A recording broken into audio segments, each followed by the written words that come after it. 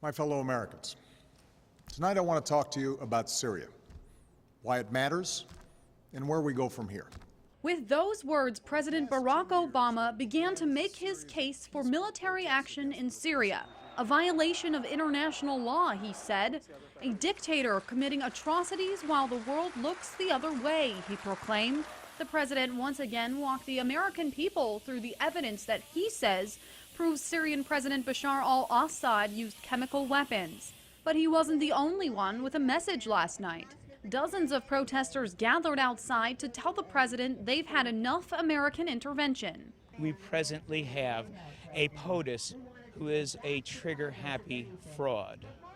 And we need to recognize this because we have lost face in the international community. I think it's a sad day when we have a Secretary of State who's supposed to be our highest diplomat in this country, who, instead of using creative diplomacy, instead is trying to play the role of Minister of War. There's about 100 people. They've brought large signs. They have seats actually set up and loudspeakers and whatnot. They streamed the entire speech loud, and there was a lot of open dialogue and open criticism to what the president was saying. Obviously, every single person here is very, very against intervention in Syria, and they want to make their point known, which is why they're out here expressing their thoughts and their views.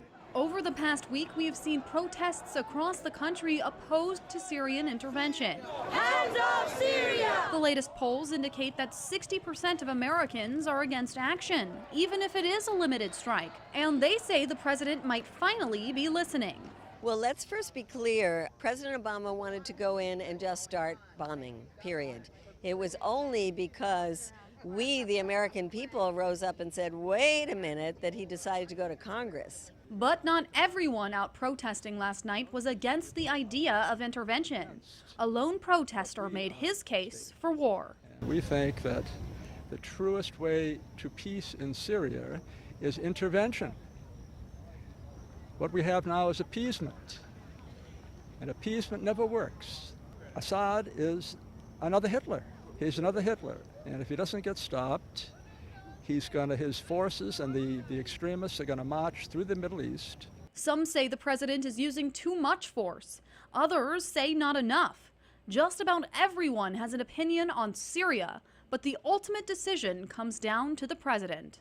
Terrible things happen across the globe, and it is beyond our means to right every wrong.